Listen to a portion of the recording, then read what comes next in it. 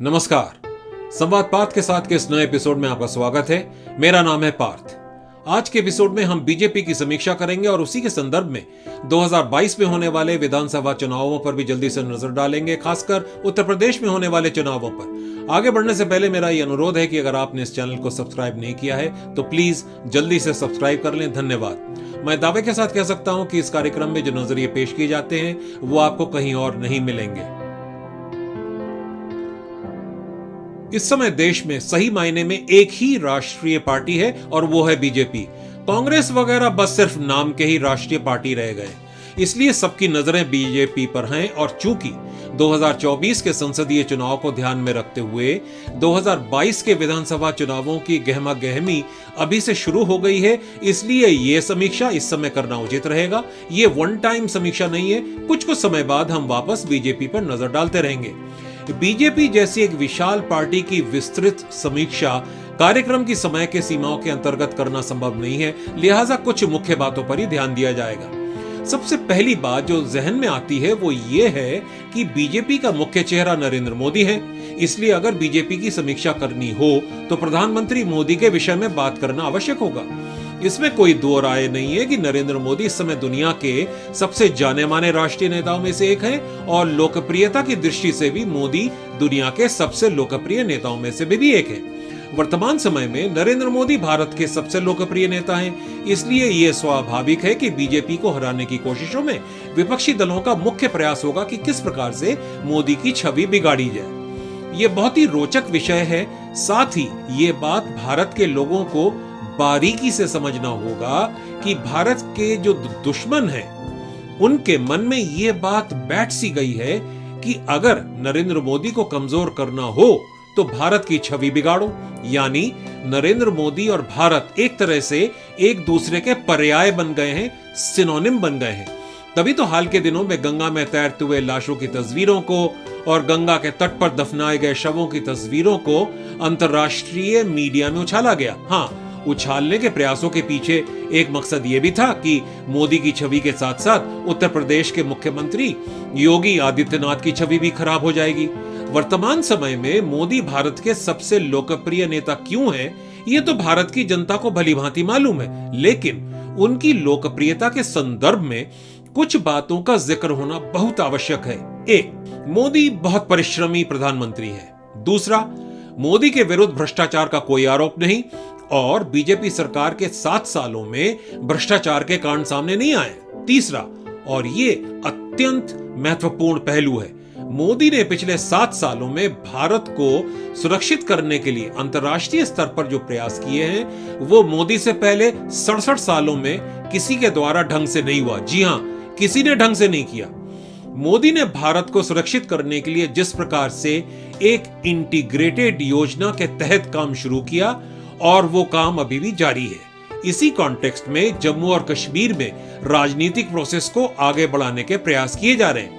एक और पहलू जिसके बारे में भारतीय जनता को शायद ठीक से मालूम नहीं और किसी ने ठीक से बताने की कोशिश भी नहीं की कि पहले 5 सालों में अपने आप को पार्टी के कप्तान के रूप में स्थापित करने के लिए मोदी को काफी संघर्ष करना पड़ा। नरेंद्र मोदी की स्थिति इंदिरा गांधी जैसी नहीं थी जब वो प्रधानमंत्री बने, जिनके सामने सब कांग्रेसी आदाब बजाते थे और किसी को चू करने की हिम्मत नहीं होती थी।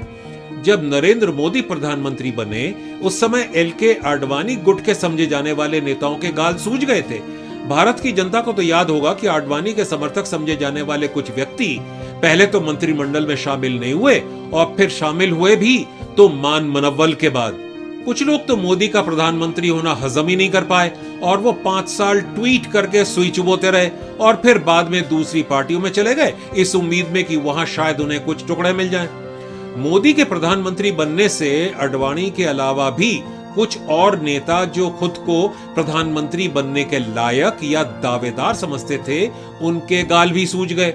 उनमें से कुछ लोग आज भी मोदी के मंत्रिमंडल में हैं। ये वो लोग हैं जो हिंदी में ढंग से भाषण नहीं दे पाते।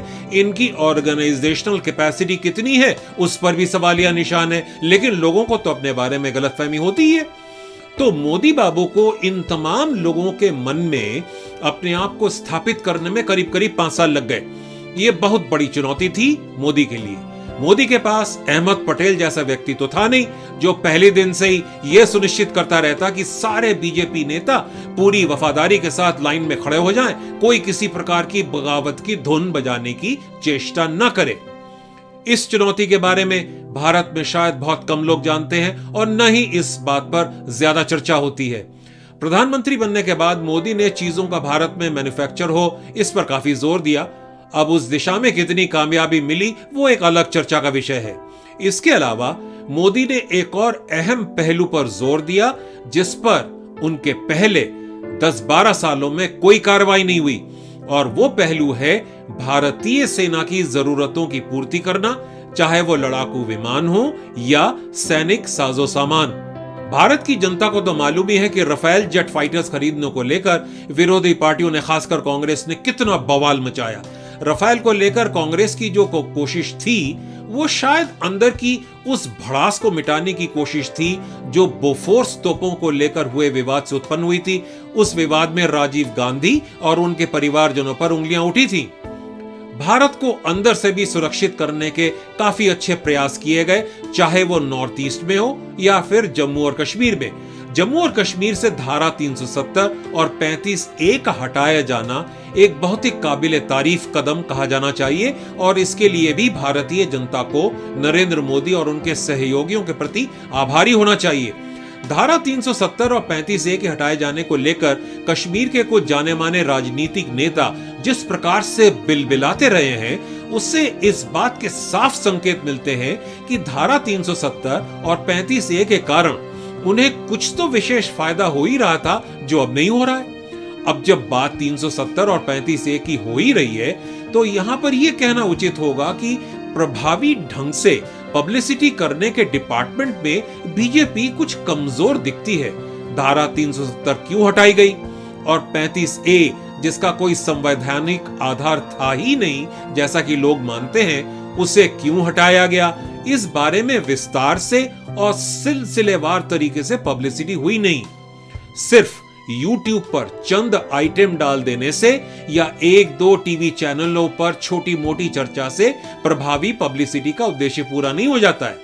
अगर सही ढंग से जानकारी प्रसारित नहीं की गई और नहीं फैलाई गई, तो भारत की जनता को कैसे पता लगेगा कि 370 को हटाना क्यों आवश्यक था और किस प्रकार से 370 और 35A की आड़ में कुछ चुनिंदा लोग जमकर मलाई खा रहे थे, किस प्रकार एथनिक क्लिंजिंग हो रही थी, कश्मीरी पंडितों का सफाया हो रहा था। ढंग से पब्लिसिटी कैसे की जाती है, इस मामले में यह कमजोरी पता नहीं क्यों बीजेपी के साथ कुछ जुड़ी हुई है।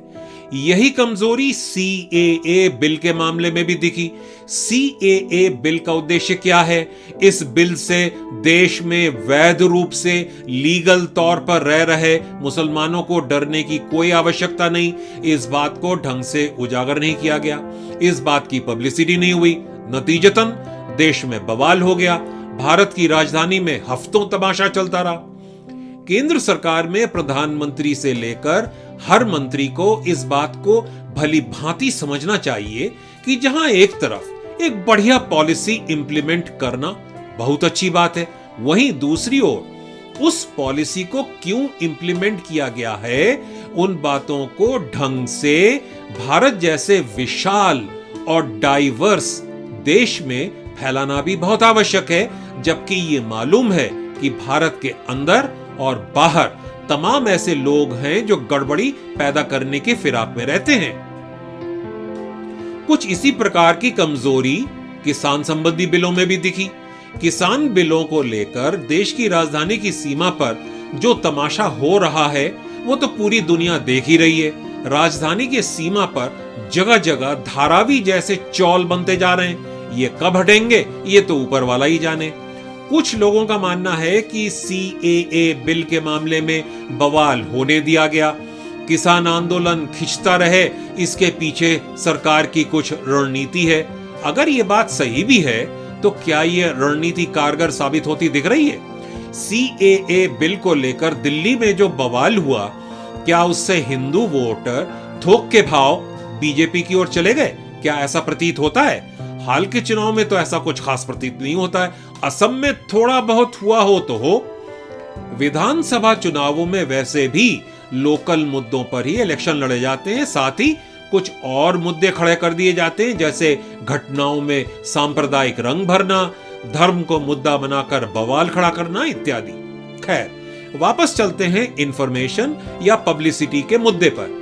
जैसा कि इस शो में बार बार कहा जा रहा है कि 21वीं सदी में इंफॉर्मेशन को हथियार के रूप में इस्तेमाल किया जा रहा है और किया जाता रहेगा।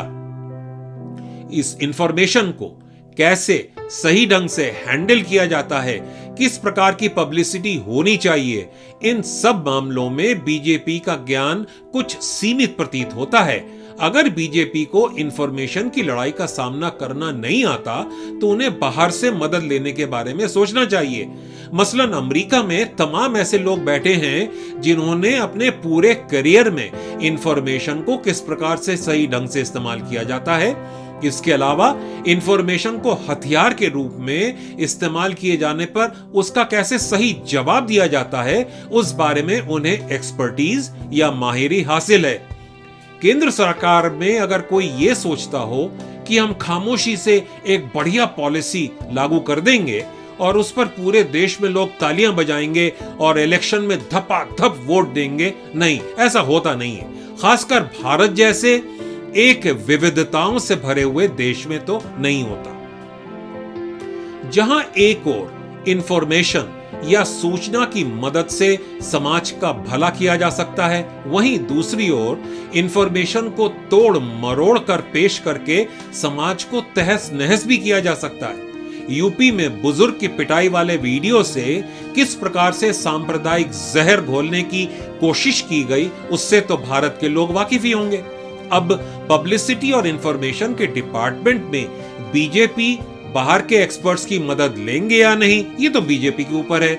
वो इस कमजोरी को अपने अंदर दबाकर छुपाकर अपने पैर पर कुल्हाड़ी मारेंगे या नहीं, ये उनके ऊपर है। लेकिन एक काम तो वो कर ही सकते हैं, वो ये कि सही नजरिया पेश करने और सही इंफॉर्मेशन को जनता के सामने रखने की कोशिशों में अपनी पार्टी के उन लोगों का इस्तेमाल करें जो हिंदी और अंग्रेजी बढ़िया ढंग से बोल सकते हैं और चीजों को लॉजिकली पेश कर सकते हैं।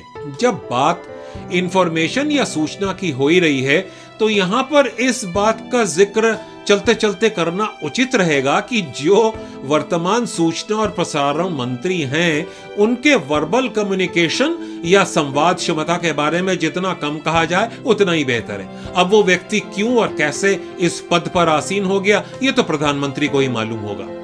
केंद्रीय मंत्रिमंडल के दूसरे मंत्रियों के बारे में समीक्षा करने की कोई आवश्यकता नहीं है। प्रधानमंत्री स्वयं ये समीक्षा करते होंगे और शायद कर भी रहे हैं। लेकिन बीजेपी शासित प्रदेशों के संदर्भ में कुछ बातों का उल्लेख किया जाना निहायत आवश्यक है। अपने पहले 5 सालों में मोदी को कुछ ऐसे बीजेपी मुख्यमंत्रियों से जूझना पड़ा जो अपने आप को 30 मार्खा समझते थे, जैसे शिवराज सिंह चौहान, वसुंधरा राजे सिंधिया और डॉक्टर रमन सिंह। इनमें से 2 व्यक्ति ऐसे हैं जो 13-13, 15-15 साल से मुख्यमंत्री के पद पर आसीन रहे। हारने पर शायद इन लोगों का दिमाग ठिकाने आया होगा, अब आया है या नहीं ये तो समय बताएगा। पुराने शातिर पॉलिटिशियंस में एक व्यक्ति ऐसे हैं जिनको शायद पूरी तरह से काबू में लाना मुमकिन नहीं हुआ है बीजेपी के आला कमान द्वारा, और ये व्यक्ति हैं कर्नाटक के मुख्यमंत्री येदियुरप्पा। येदियुरप्पा अपने राजनीतिक गोटियों को कुछ इतने बेहतरीन ढंग से उन्होंने सजा रखा है कि उन पर भ्रष्टाचार के आरोप होने के बावजूद भी उन्हें मुख्यमंत्री बनाना पड़ा। जब भी कुछ खबरें आती हैं कि उन्हें हटाने की कोशिशें हो रही हैं, तो येदियुरप्पा कुछ ऐसा चाल चल देते हैं कि उन्हें हाथ लगाना नामुमकिन हो जाता है। फिलहाल की स्थिति तो कुछ ऐसी दिखती है। अब अगर मुख्यमंत्रियों के परफॉर्मेंस की समीक्षा की बात की जाए तो ये कहना होगा कि ये समीक्षा की पद्धति योगी आदित्यनाथ से शुरू हुई।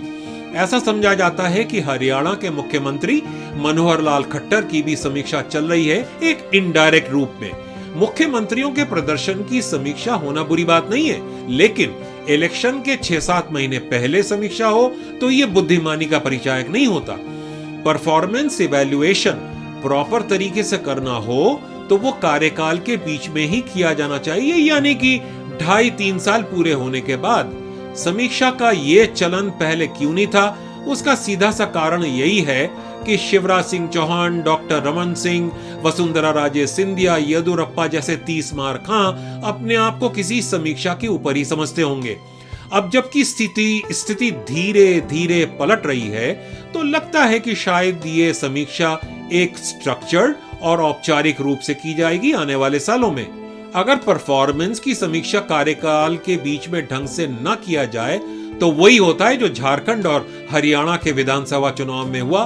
झारखंड में बीजेपी हार गई और हरियाणा में बीजेपी बड़ी मुश्किल से सरकार बना पाई दुष्यंत चौटाला की मदद से। 2019 में बेहतर प्रदर्शन के बाद प्रधानमंत्री के रूप में मोदी एक स्पष्ट नंबर 1 की भूमिका में काम करने में सक्षम हो रहे होंगे। हालांकि इसमें कुछ अड़चनें जरूर आ रही होंगी। कुछ लोग अभी भी उन्हें अंदर ही अंदर चुनौती दे रहे होंगे और क्या पता चुपके से खंजर भोंकने के मौके भी तलाश रहे होंगे। लेकिन दूसरे कार्यकाल में स्थिति पहले कार्यकाल से कुछ अलग है, बेहतर है।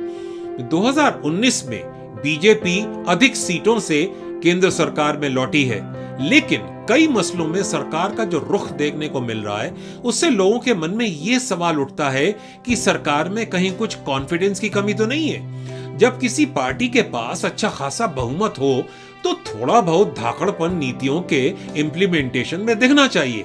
हाँ, यह जरूर है कि 370 और 35A के हटाने के मामले में ये हिम्मत देखी गई, लेकिन उसके बाद से कुछ मामला ढीला पड़ गया है, ऐसा लगता है।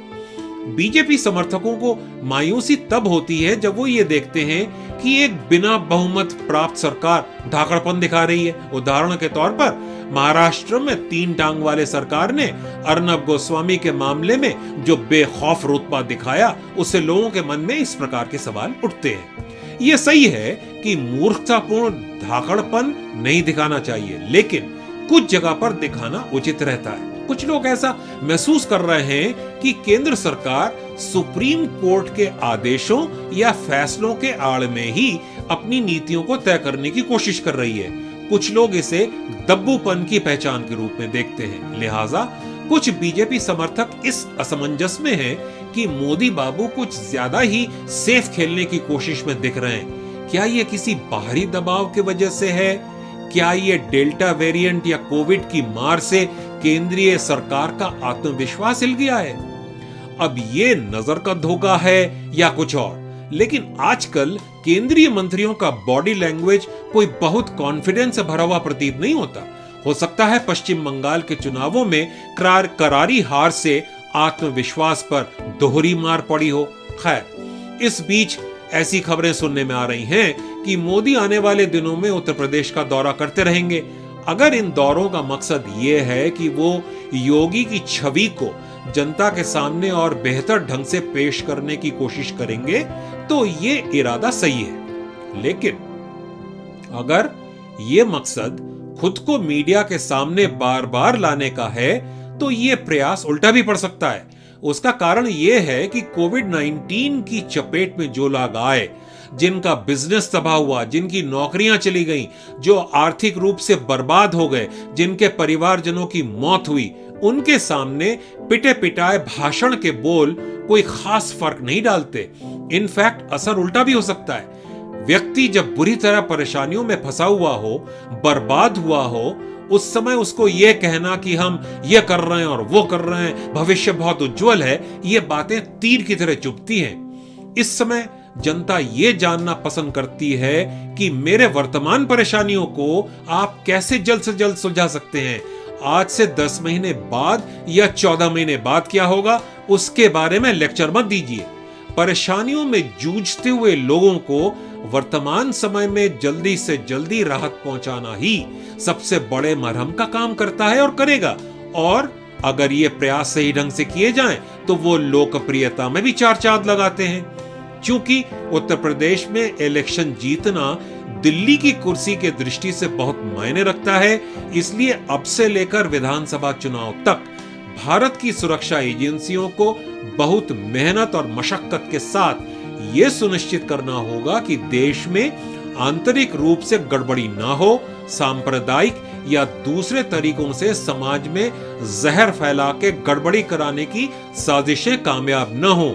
अगर सुरक्षा एजेंसियों को 21वीं सदी के युद्ध नीतियों के बारे में ज्यादा मालूम नहीं है तो उन्हें जल्द से जल्द ट्रेनिंग दिलवाना चाहिए, जिससे कि वो 21वीं सदी के सूक्ष्म हथकंडों से पूरी तरह से वाकिफ हो जाएं और उनको किस प्रकार से प्रोएक्टिव तरीके से नाकाम किए जाते हैं उसके बारे में उनकी ट्रेनिंग सटीक हो।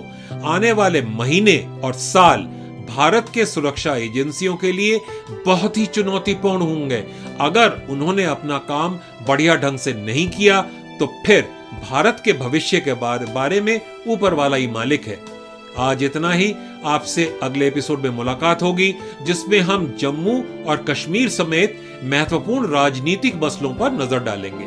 उम्मीद है कि इस शो का स्वरूप आपको पसंद आ रहा है। इस कार्यक्रम में वो नजरिए पेश किए जाते हैं जो आपको शायद कहीं और नहीं मिलेंगे।